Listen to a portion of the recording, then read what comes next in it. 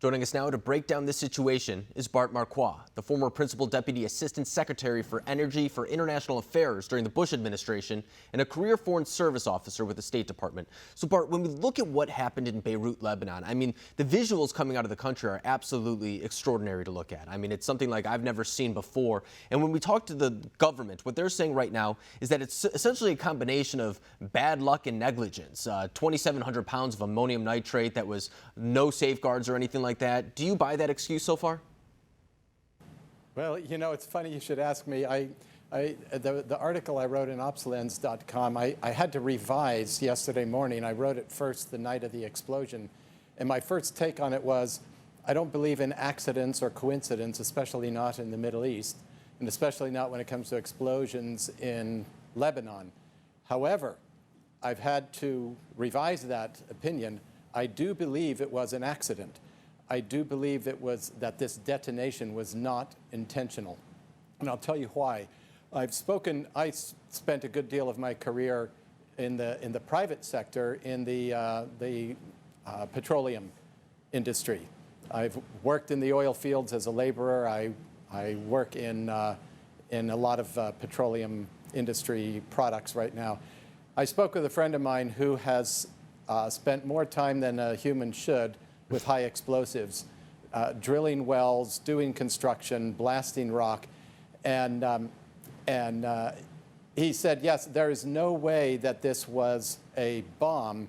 Had it been detonated on purpose, the entire amount of ammonium nitrate would have gone up at once. You would not have seen the orange smoke, the orange cloud. That was a sign of incomplete combustion.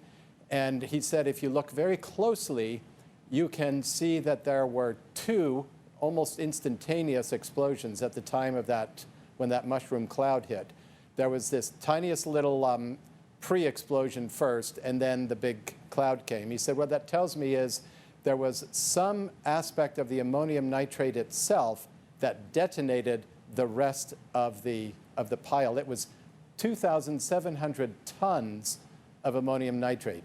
It was a yield of over 2 kilotons, about an eighth of the size of the bomb that destroyed Hiroshima in World War II, and about 1,000 times more powerful than the Oklahoma City bomb.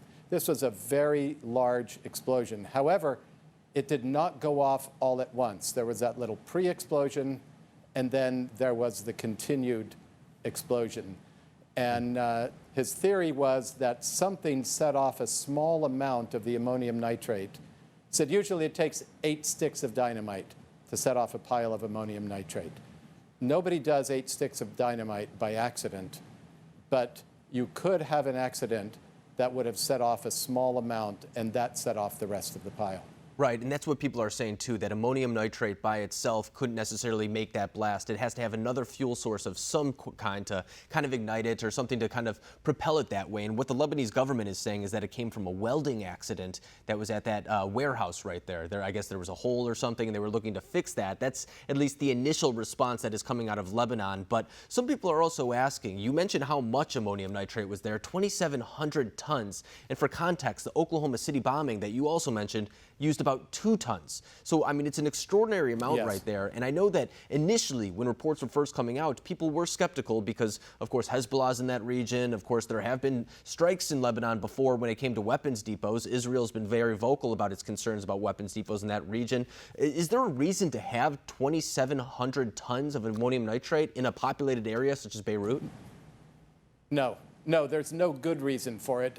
And in fact, in the United States, the regulations stipulate that only 1 ton of ammonium nitrate can be stored at a time. You have to store it if you have more than a ton, you have to store it in separate pods. Each pod has to be distanced from the other and protected from the other. In the European Union, in fact, they add calcium to the ammonium nitrate to lessen the brisance, they call it, the explosive power of it. And here's something, you mentioned Hezbollah. This is something to keep in mind. Hezbollah has owned Lebanon for several years now, lock, stock, and barrel.